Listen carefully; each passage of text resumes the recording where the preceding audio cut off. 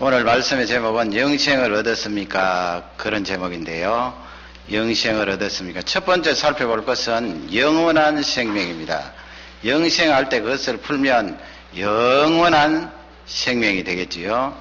17절 말씀에 가면 한 사람이 이제 예수님 앞에 달려 나와서 무릎을 꿇는 그 내용을 기록하고 있는데요. 이 사람이 도대체 누구인가? 마태나 누가복음 보면은 부자라고 그랬습니다. 오늘 본문에도 뒤쪽에 가면 나오는데요. 돈을 많이 가지고 있는 부자인데 청년이라고 그랬고요.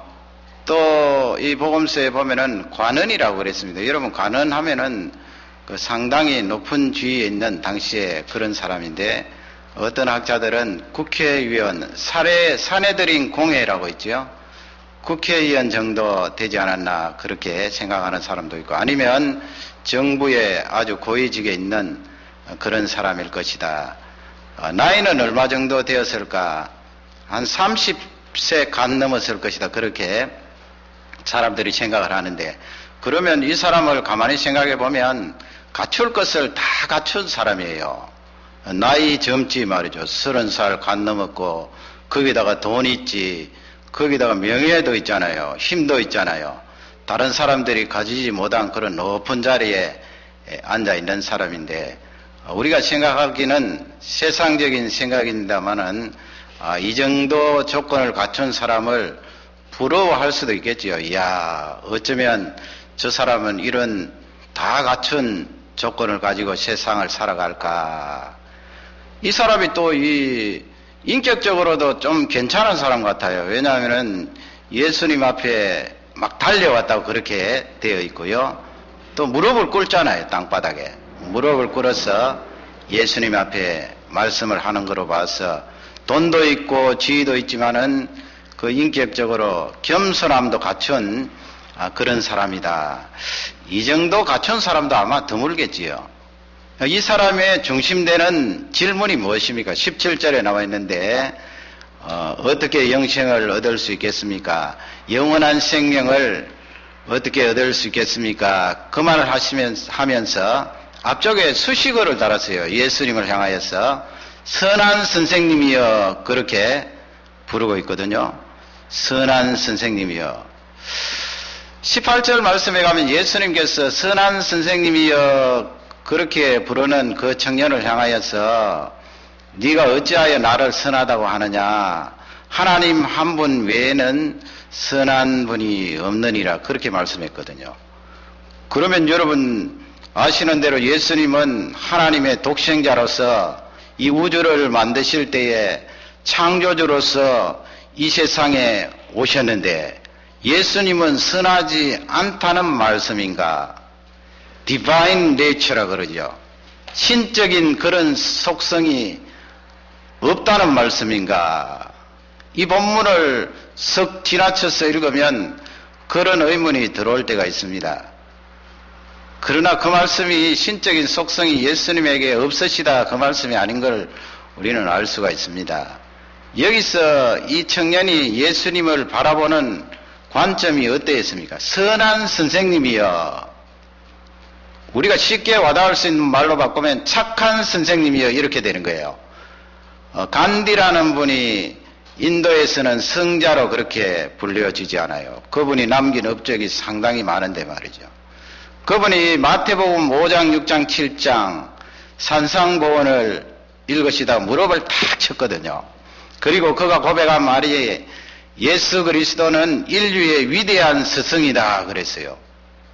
그 말을 하고 나서 그분이 그러면 예수 그리스도를 믿었느냐? 안 믿었거든요. 위대한 스승이다 이 말은 우리 사람의 관점으로 본 거예요. 위대한 스승이 한두 사람입니까?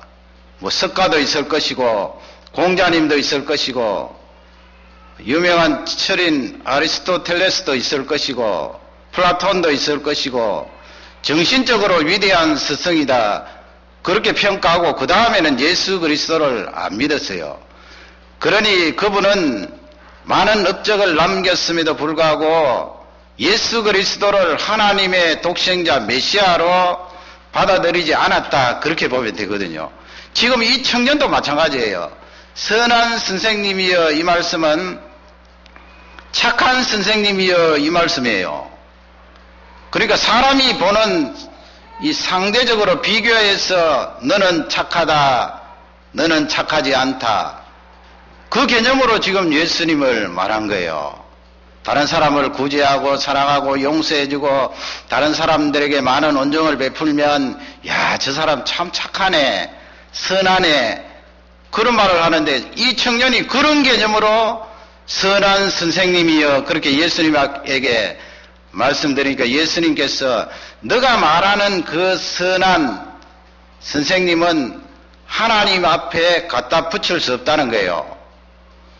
하나님은 원래 선의 근본이시고 하나님 그 자체가 선이신데 누구와 비교하여서 하나님은 착하다, 하나님은 선하다 할 수 없고, 너의 앞에 있는 나 자신 예수 그리스도도 그런 관점으로 바라보지 말라는 말씀이에요.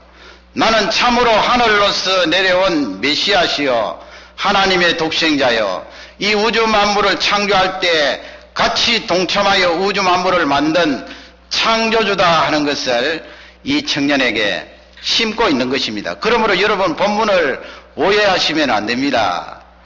그러면 이 청년이 예수님 앞에 질문하는 영생, 영원한 생명의 의미가 무엇입니까? 속으로 우리 청소년들 답변해 보세요. 영원한 생명의 의미가 무엇인가? 영원토록 산다는 것인가? 영원토록 산다는 말이 맞기는 맞는데 그 하나의 개념으로 영생을 다 적용할 수는 없는 거예요. 왜냐하면 영원히 사는 것 가운데 지옥에서도 심판받을 때 영원히 고통을 받으며 그 지옥에서 어려움을 겪게 되는데 그것도 영원히 사는 거거든요.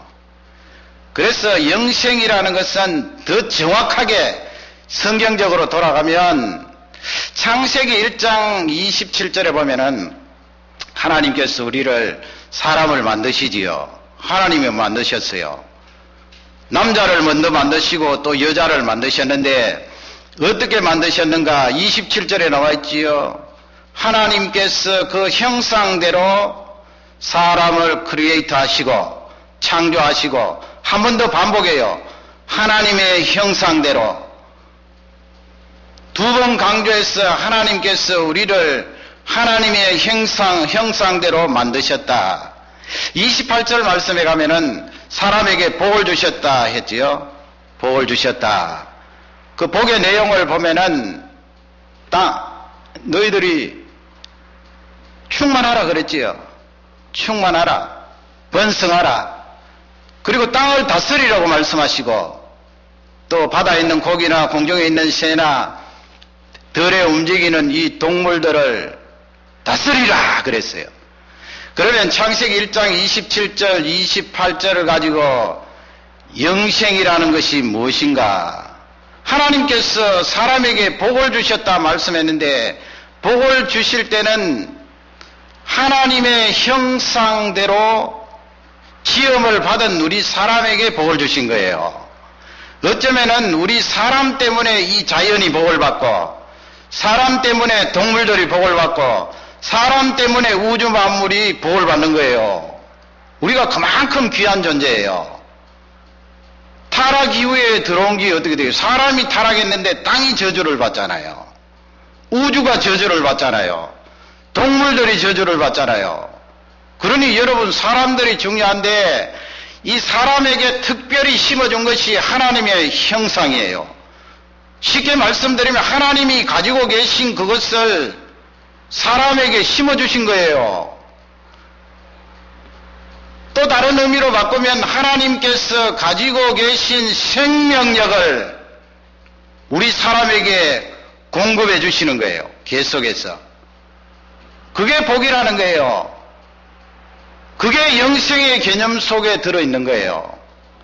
우리가 성령 충만하다 그러죠. 성령 충만하다.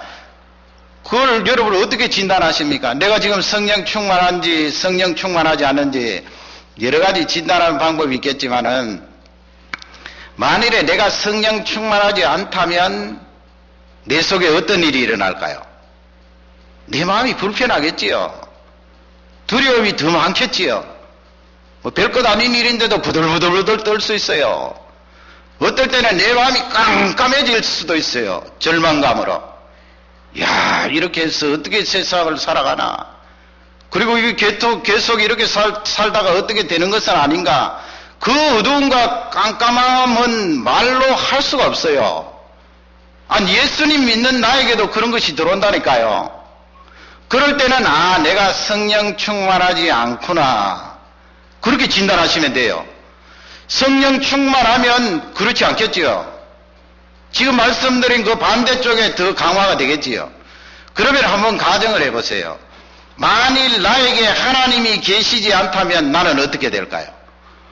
오늘 수료하는 우리 형제 자매에게도 권유했습니다마는 하나님이 나에게 계시지 않고 내가 하나님을 떠나버리면 내 인생은 피폐해요. 잘 될 것 같지요? 편안할 것 같지요? 꿀이 줄줄 흐를 것 같지요? 절대 그렇지 않아요. 하나님 떠난 인생은 그 인생이 사막이에요. 절망이에요. 어두움이에요. 어떻게 정명할 수가 있는가? 성령 충만하지 않는 나의 모습을 바라볼 때 만일에 하나님이 나와 함께 하지 않으면 내 인생은 얼마나 처참할까 짐작을 할 수 있는 거예요. 얼마나 심각할까요? 그러므로 영생이라는 것은 하나님이 나에게 계속해서 생명력을 불어넣어 주시는 것을 영생이라 그래요. 그래서 요한계시록 21장 뒤에 보면은 새 예루살렘이 나오죠. 새 예루살렘. 그리고 거기는 하나님이 계신 곳이에요. 하나님 계시고요. 또 누가 있습니까? 우리가 거기 있죠. 우리가 예수 그리스도로 말미암아 구원함을 받은 존재가 거기에 있는데 장소가 나오잖아요. 장소. 새 예루살렘. 하나님 나라는 공중에 떠 있는 추상적인 것이 아니고 장소에 그 현주소가 있어요. 장소. 그 다음에는 하나님이 계셔요. 그리고 구원받은 내가 거기에 있어요. 그게 바로 영생이에요. 하나님이 계시니까, 그리고 나는 죄 없는 상태니까 하나님이 계속해서 나에게 생명력을 공급해 주세요. 영원토록 사는 거예요. 그게 영생이에요. 여러분, 이 영생을 지금 현재 내가 소유하고 있는가? 나에게 질문을 해보셔야 됩니다. 이 영생은 어떻게 얻는가? 예수 그리스도로 말미암아 주어지는 영생이에요. 다른 길로는 주어질 수가 없어요. 오직 예수 그리스도로 말미암아 하나님의 공급해 주시는 그 생명력이 계속해서 들어오고 아름다운 그 장소가 있고 구원받은 내가 있어서 조화를 이루어 영원토록 사는 것이 영생입니다. 그것을 우리 예수님께서 복음서에서 계속해서 강조를 하고 계시는데, 그러면 이 청년에게 돌아가서 우리에게 가르쳐주는 귀한 교훈은 두 번째로 물리적인 포기를 말해요. 물리적인 포기. 잘 모르시겠으면 영어를 한번 보세요. 물리적인 포기. 영생을 얻기 전이니까 영생을 받은 우리도 이 물리적인 포기가 있어야 된다는 것을 예수님이 말씀하고 계시는 거예요. 예수님께서 19절 말씀에 보면은 이 질문하는 청년에게 그렇게 말씀을 하시지요. 네가 알고 있지만은 영생을 어떻게 얻겠습니까? 묻는 그 청년에게 살인하지 말라, 도둑질하지 말라, 간음하지 말라, 탐내지 말라, 거짓 증거하지 말라, 내 부모를 공경하라. 그렇게 예수님께서 이 청년에게 말씀하니까 20절에 가면 이 청년이 선생님, 거기는 선한 선생님, 선한을 뺐어요. 선생님, 제가 어려서부터 이것을 다 지켰습니다. 그러지요. 다 지켰습니다. 그러니까 이 청년은 구약 성경에 나오는 그 십계명 율법들을 철저히 지킨 청년이에요. 하나님을 잘 믿은 거지요. 21절 말씀에 가면 예수님께서 그러나 너에게 하나 부족한 것이 있다 그렇게 말씀해요. 나에게는 그것이 풍족하고 나에게는 너무너무나 좋은 것인데 예수님은 그런 청년을 향하여서 너에게 부족한 것이 있는데 그것은 너의 가진 것을 다 팔아 가난한 사람에게 주라 그랬어요. 그 21절에 보면은 동사가 나오는데 가서 그랬지요. 여기를 떠나서 팔아라. 그리고 주어라. 22절 말씀에 가면은 그 청년이 예수 그리스도의 말씀을 듣고 슬픈 기색을 하고 돌아갔다. 그렇게 되어 있습니다. 그러면 영생에 대해서 설명을 듣는 이 청년에게 예수님께서 무엇을 지금 말씀하신 거예요? 물리적인 포기를 말씀하는 거예요. 물리적인 포기. 물리적인 포기라는 것은 내가 지금 쥐고 있는 것을 말하지요. 가지고 있는 것, 내가 누리고 있는 것, 그것을 쥐고 영생을 같이 병행하여서 얻을 수는 없단 말씀이에요. 예수님이 이렇게 말씀하시면 영생이라는 그 질과 그 놀라움이 얼마나 귀하다는 것을 간접적으로 알려주신 거예요. 여러분 거기 말씀해 보면은 사랑하사 그런 단어가 있잖아요. 21절에요. 예수님께서 이 청년을 사랑하사 질문하는 그 청년에게 그냥 말씀하신 것이 아니고 사랑을 가득히 품고 말씀하신 거예요. 저와 우리 성도님들에게도 예수님이 사랑을 품고 말씀하시는 거예요. 내가 지금 누리고 소유하고 있는 그것보다도 영생은 엄청나게 그 질이 좋고 아름답고 귀하기 때문에 나를 사랑하셔서 물리적으로 포기하라는 거예요. 그 두 개를 다 가지고 갈 수는 없다는 거예요. 왜냐하면 영생이라는 것은 예수 그리스도께서 나에게 오셔서 자리를 차지하셔야 되는데 내 속에 물리적인 그것이 가득해 있으니까 예수님이 들어오실 자리가 없는 거예요. 그러면 어떻게 영생을 얻을 수가 있습니까? 예수님이 그 자리에 들어오실 수 있도록 그것을 포기하라는 말씀이에요. 성경을 보면은 그것이 결국은 이 청년을 죽음의 길로 몰아넣는 포기가 아니라는 것을 여러분 잘 아시지요. 그렇게 포기하고 나면 그 뒤에 또 살 길이 열려 있어요. 영생 말고도 하나님이 허락해 주시는 살 길이 열려 있어요. 물리적인 포기라는 것은 우리가 하나님을 믿을 때 우리가 추상적으로 생각할 때가 많잖아요. 하나님은 하늘에 계시고 성경 말씀에 성령 하나님께서 내 속에 계신다 수없이 말씀하셨지만 실제 삶 속에서는 그 성령 하나님이 내 삶 속에 함께 하시고 동행하신다는 그것을 덜 믿을 때가 많다는 거예요. 그러니 하나님께서 육신의 몸을 입고 있는 우리에게 물리적으로 포기할 것을 말씀을 합니다. 여러분 제가 오늘 자리를 조금 앞으로 당기라고 그랬습니다. 이게 물리적인 거예요. 물리적 자리를 당겨라. 아니 이 세상에 하나님 교회에 들어왔으면 되지 자리 앞쪽에 가고 뒤쪽에 앉는 그게 무슨 관계가 있는가. 하나님은 다 계시는데 무소부재하신데 그럼에도 불구하고 우리 하나님께서는 물리적인 포기나 물리적인 지킴을 요구하시는 거예요. 되게 내 편한데 앉는 거 아니에요. 내 편한데.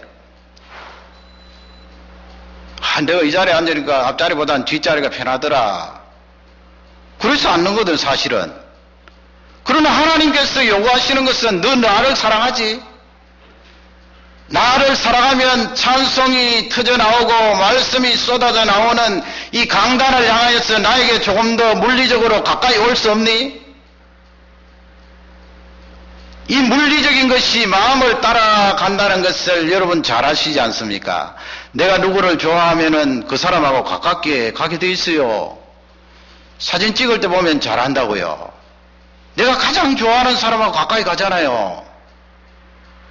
가까이 간다는 것은 내 마음이 있기 때문이에요. 싫어하면은 멀리 앉고 싶다고요. 그러니 한 지붕 아래도 먼 방을 택해서 이쪽 저쪽 가는 거 아니에요. 마음이 있기 때문에 가깝게 가는 거예요. 가깝게 가는 거예요. 저는 이 아이들을 교육하면서 갈등도 많았습니다. 오늘 제 이야기가 나올 것 같은데 용서하시기 바랍니다. 지금은 뭐 워낙 멀어서 새벽 기도를 데리고 다니지 못하는데 첫째 아이는 새벽 기도를 계속 데리고 다녔다고요. 세컨다리까지.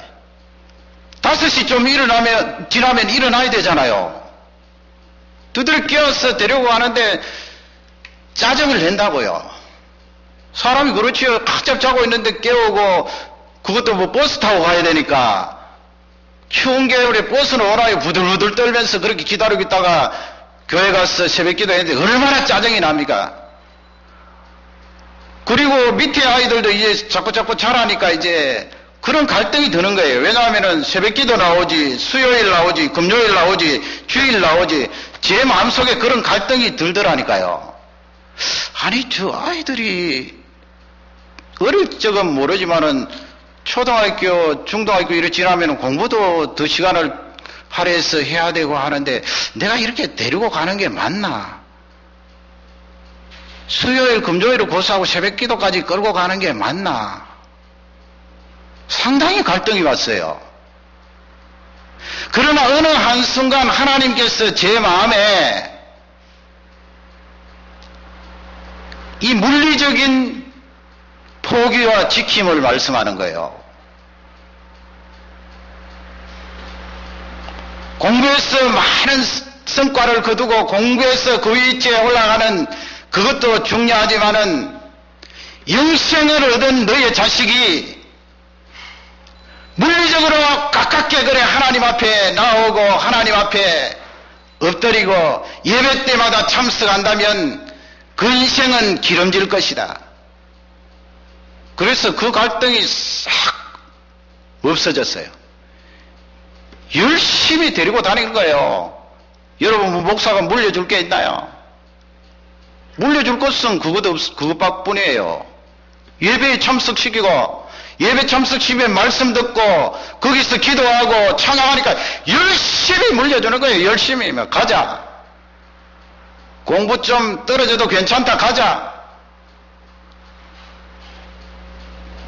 물리적인 포기, 지킴을 통하여서 저는 그런 입장을 가지고 하나님 앞에 나옵니다.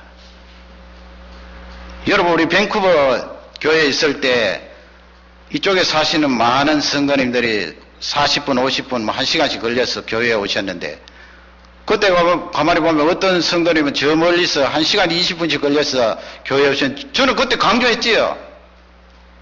물리적인 그 거리가 절대로 헛되지 않다고. 먼 거리를 그렇게 다니는 것이 다 오케이는 아니지만 그러나 내가 원래 섬기던 그 교회에 멀리라도 그렇게 왔다 갔다 아이들 데리고 아이들 보치해 가는 그 과정에서도 왔다 갔다 하는 것은 물리적으로 하나님 앞에 귀한 은혜를 받는 현장이에요.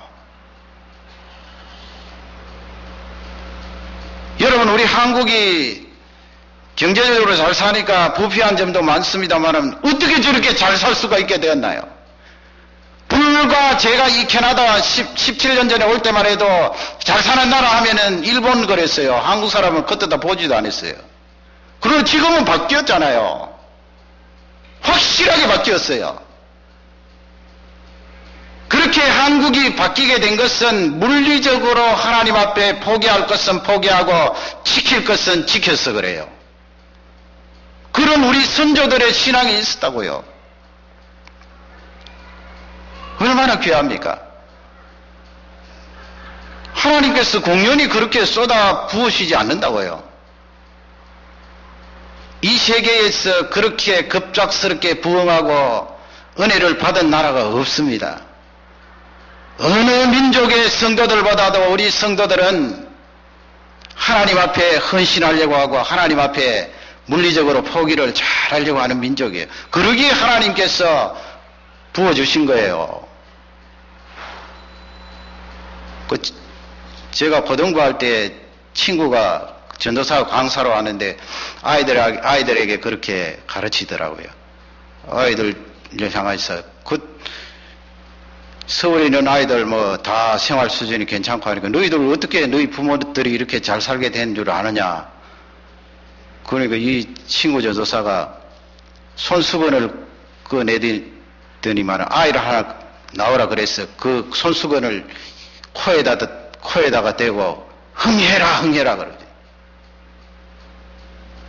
어릴 적에 여러분 우리 한국 부모님들이 얼마나 가난해서 누런 콧물이 줄줄 나올 때 자기 자식 그 코에다가 뭐 그때는 휴지라도 올 게 있었나요? 종이 국에서 흥해라 흥해라인데 흥해라 한 것 때문에 그렇게 잘 됐다는 거예요. 저는 거기서 하나 더 추가하고 싶어요. 왜 그렇게 한국이 하나님 앞에 은혜를 받게 되었는가? 그것은 어린 아이들을 업고 안고 철학기도 하고 새벽기도 할 때 나왔다는 거예요. 우리 조상들이 그렇게 했다고요, 여러분. 우리가 이 캐나다 와서 그래도 어깨를 펴고 한국이라 그러면 그래도 알아봐주고 삼성, LG 말하고 스포츠에도 어깨를 펴고 그렇게 살아가는 것은 하나님께서 은혜를 주시지 않으면 우리가 그렇게 될 수가 없어요. 이렇게 된 것은 엄마가 그 아기들 업고 안고 기도한 것 때문에 그렇잖아요. 아기들 그냥 오면은 자는 거지요, 뭐. 부흥회도 참석하고 새벽기도도 나오고 저녁에 철야예배도 나오고. 여러분 그렇게 엄마 품에 안겨서 비록 자고는 있지만은 신앙을 배우지 않겠어요? 어머니가 기도한다는 것을 느끼지 않겠어요? 다르다고요. 그 자식들이 기도를 배우고 말씀을 배워서 이 한국을 짊어지고 가니 한국에 하나님께서 은혜를 주시지 않을 리가 없어요. 우리 부모님들이 다 그렇게 했다는 거예요. 반론할 수 있으면 반론해 보세요. 그러나 뭐 우리 교회 어머님들이 그렇다는 말씀이 아니고 다 전반적으로 그렇게 됐다고요. 지금 한국도 그런 사람이 줄어들었잖아요. 잘 살게 되니까 말이죠. 여러분 자식에게 잘해준다고 교육이 성공하는가요? 그렇게 잘해준다고 성공할 것 같으면 이 북미나 유럽이 왜 저 모양 저 꼴이 되었습니까? 다 하나님 떠나고 유럽에는 1.5% 교회 다니는 사람, 그 사람들에게 물으면 나 예수 믿는다 그러지요. 그렇지 아니다. 교회 다니면 물리적으로는 교회 안 다닌다는 거예요. 교회 다니는 인구가 1.5%, 이 캐나다는 2%. 왜 이렇게 된 거예요? 왜 이렇게? 하나님은 이 우주에 다 계심으로 내 마음대로 살아도 된다는 거예요? 아니에요. 주일은 하나님 앞에 나와서 예배드리는 날이에요. 그리고 예배드리러 나오면은 하나님 앞에 가까이 나와서 하나님 앞에 기도하고 사모하는 거예요. 저는 이 신학교를 경영하면서 사실 솔직히 말씀드리면 여러분 실망하실지 모르겠지만 포기할 마음도 있었어요. 지금 그렇다는 말씀이 아니고요. 그렇잖아요.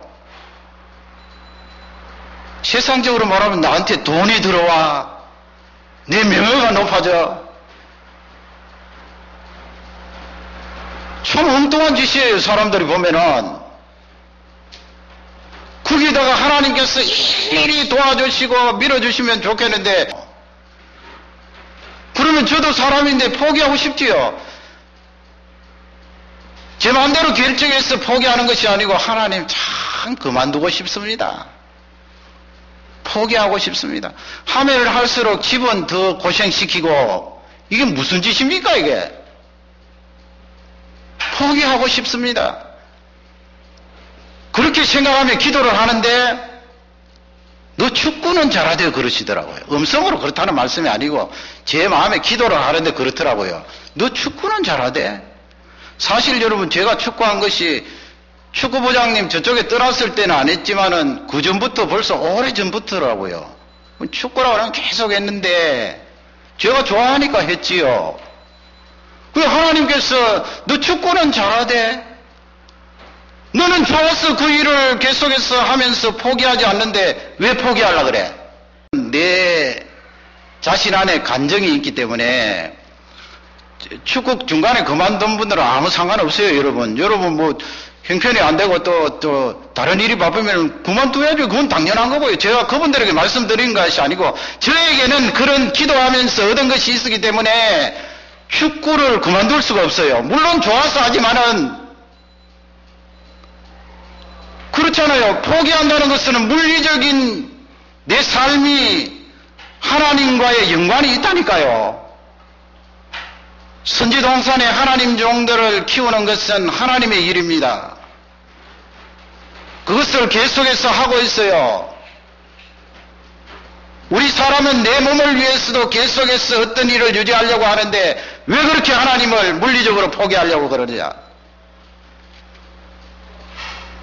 그래서 저도 뭐 다리를 질질 끄는 한이 아니면 축구를 계속 하려고 해요. 여러분 그게 어때요?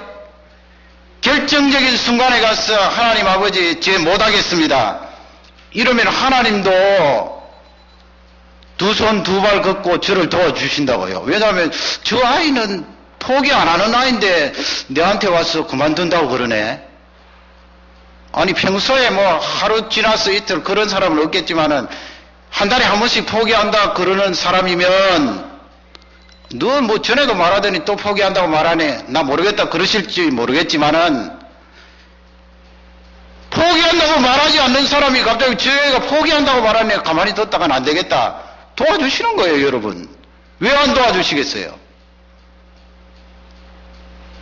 물리적인 것이 그토록 중요합니다.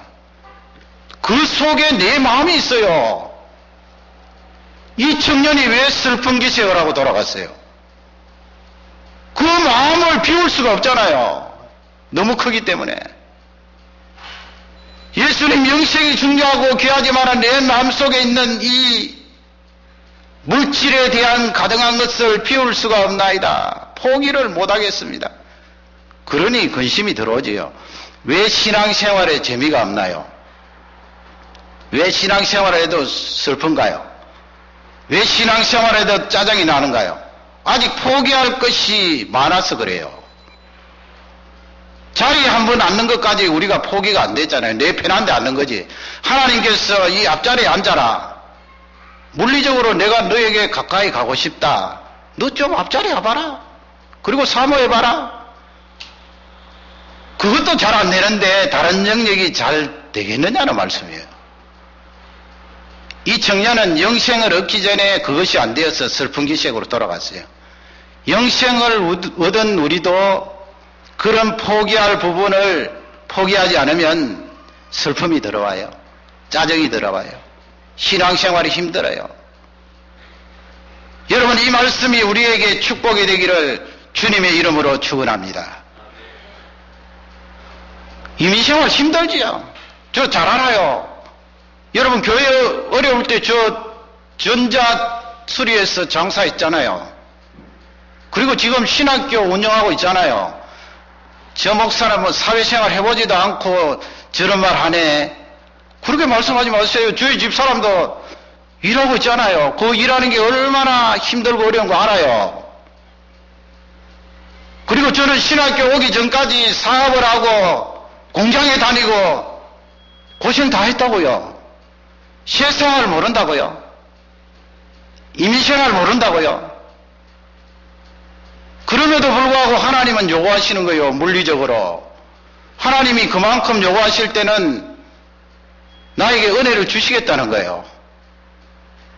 투자 없이 뛰지요. 밤에 잠도 못 자지요. 그래서 저는 제안을 합니다. 목회하면서 이렇게 우리 성도님들을 푸시한 적은 없어요. 여러분 우리 새벽 기도는 제외하더라도 수요일, 금요일, 주일이잖아요. 그럼 2번은 나오셔야지. 2번. 2번은 나오셔야지요. 그때 저희 아이들에게 그렇게 기도했을 때 하나님이 그 다음에 들려주신 음성은 그래요. 쟤들 교회 안 오면 공부하는 줄 아니 그래요.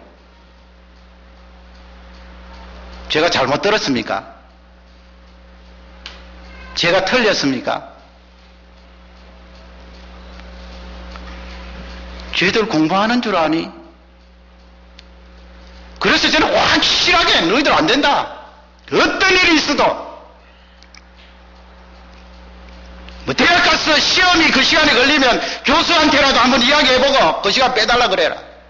그래도 안 되면 할 수 없지만은 물리적으로 하나님 앞에 나오고 하나님 앞에 부딪혀라. 네 인생은 하나님 앞에 달렸다. 내가 네한테 따라다니며 지켜줄 수도 없고 물질로 후원할 수도 없고 건강을 책임질 수도 없는데 하나님이 네 인생을 책임져주고 너를 인도하도록 그렇게 해라. 열심히 데리고 다니는 거예요. 뭐 결혼해서 지가 어떻게 되는 것은 내가 어떻게 하겠습니까마는 결혼할 때까지는 그렇게 끌고 다니는 거예요. 그러다 보면 신앙이 들어가고 하나님의 은혜를 받는 것입니다. 마지막 세 번째로 구원은 하나님만이 주신다는 거예요. 구원은 하나님만이 주세요. 23절에 보면 예수님께서 재물을 가진 자가 하나님 나라에 들어가기가 얼마나 어려운지, how hard, 얼마나 어려운지.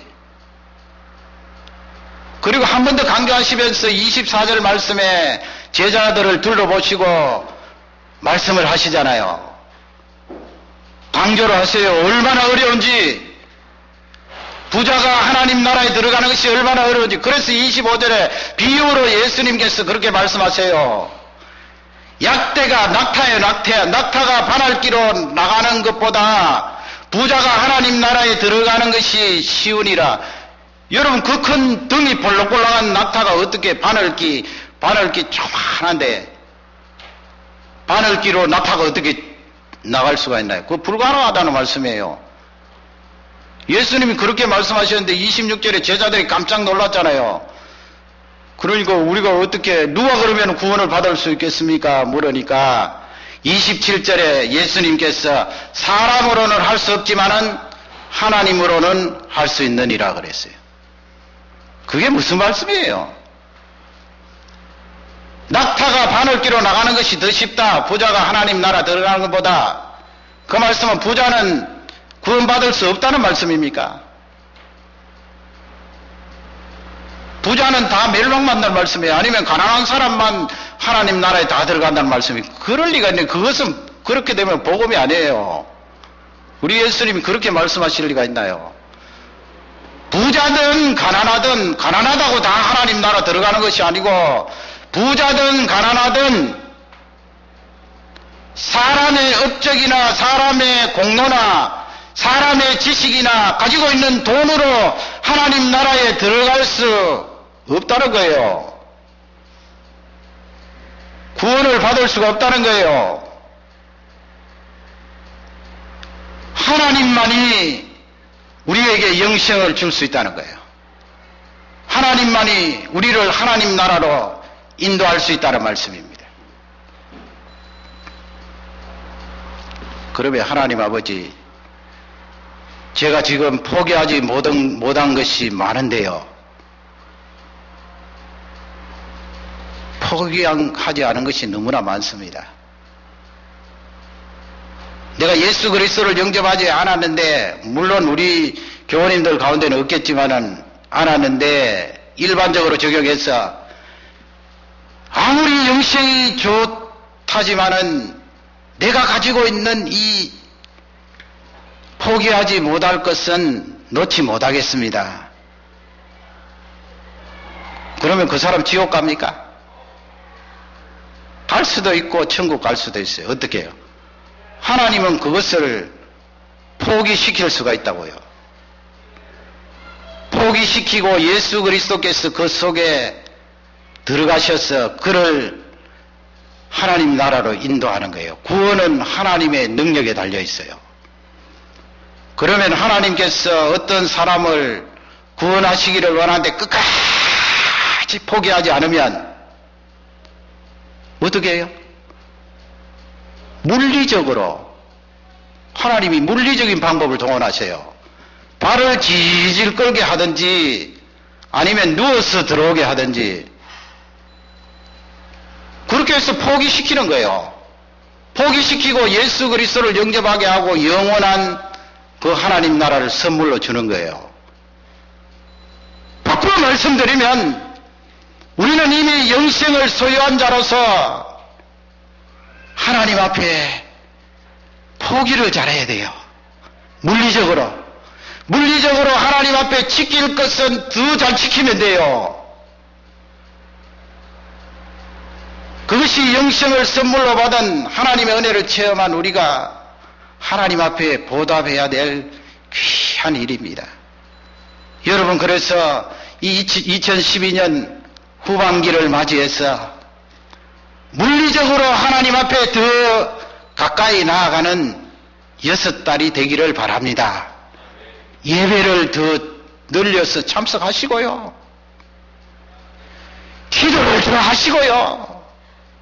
이 썩어 빠질 육신 편하게 하려고 그러지 말고 어느 정도 편하게 하고 하나님 아버지 더 기도하겠습니다.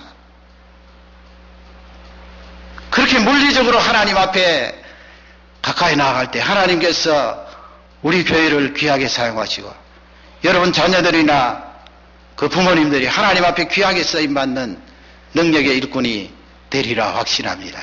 이 말씀이 축복이 되게 하실 줄 믿습니다. 다 같이 기도하겠습니다.